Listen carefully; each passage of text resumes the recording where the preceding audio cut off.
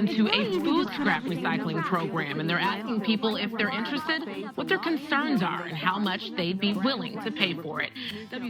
It's no secret that waste streams in our communities are under tremendous pressure, and we still all throw away far more than we should. While traditional recycling of paper, plastic, and metal is now commonplace, in most communities, food scraps remain a challenge. We should all seek to produce as few food scraps as possible, certainly if the food is edible. But if you do any cooking at home, you're going to create at least some scraps. One possible solution to the food scraps issue is the creation of a separate parallel waste stream. Residents collect their food waste in separate containers and either place them curbside or take them to a centralized drop-off point. Trucks then pick up these food scraps and transport them to a centralized processing facility for composting. The resulting compost is then further transported to other locations, either back to the communities providing the food scraps, or sometimes bagged and sold as compost commercially at your local garden center.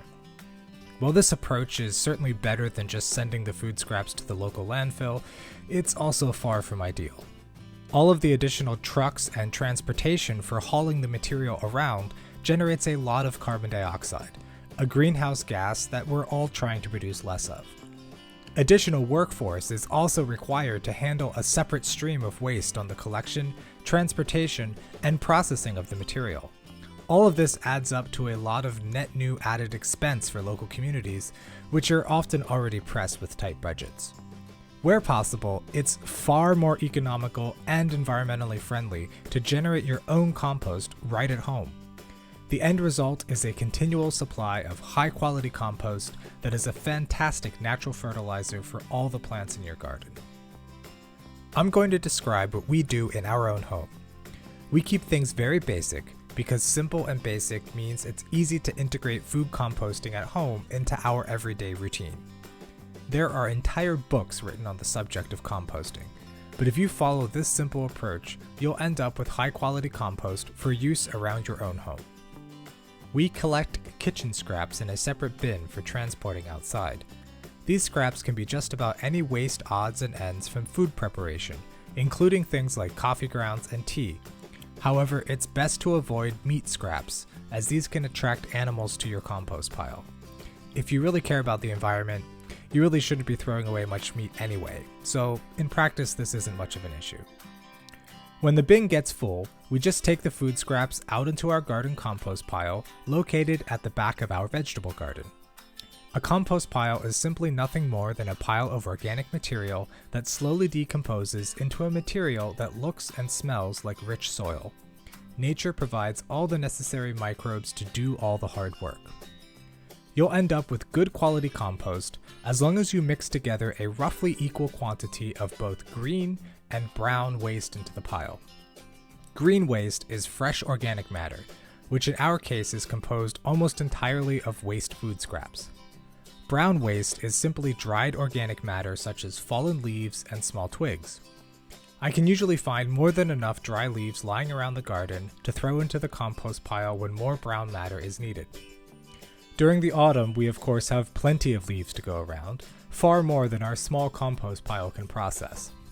Thankfully, our village processes the piles of fallen leaves and transports them to a local community compost pile nearby, making compost available back to residents so we can take advantage of this larger scale composting for big quantities of landscaping waste. Here, I'm just adding some additional dried leaves into the compost pile as we had a bit too much green material. You know you have too much green material because the pile will start to become a bit wet and slimy. This is nothing to worry about. Just add some more dry material and nature will take care of the rest. Within composting, you may have heard of hot composting versus cold composting.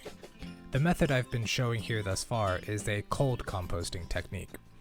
Hot composting focuses on generating fast results, and it does that by carefully controlling and measuring the temperature generated within the core of the composting pile.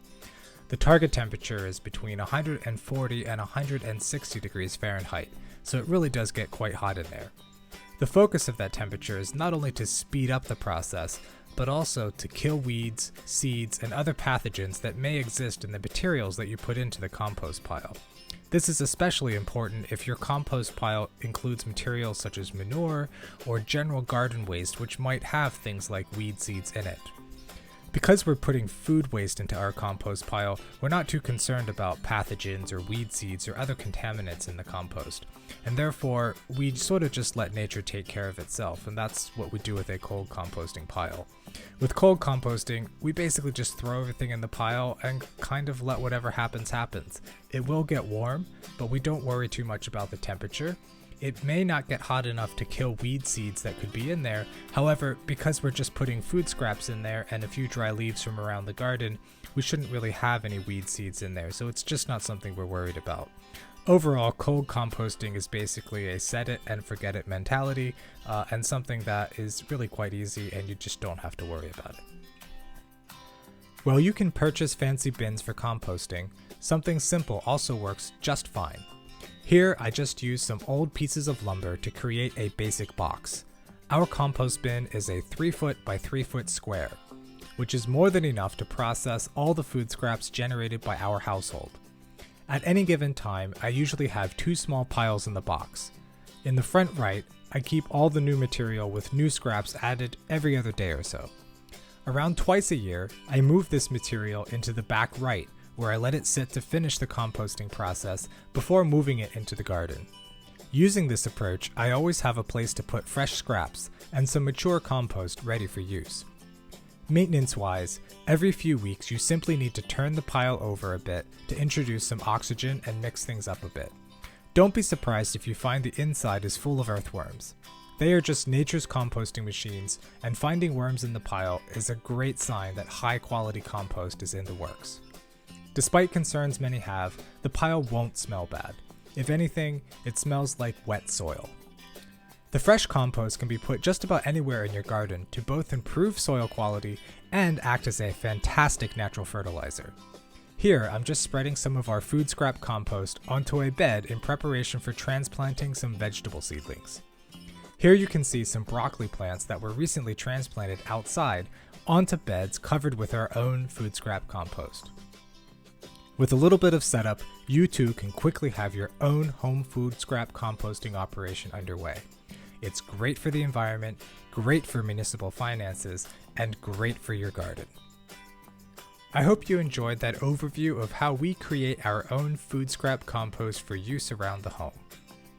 If you have your own food scrap composting ideas or experiences, or any questions about things you've seen in this video, post in the comments below and I'll get back to you as soon as I can. And don't forget to hit that subscribe button to get notified when new content becomes available.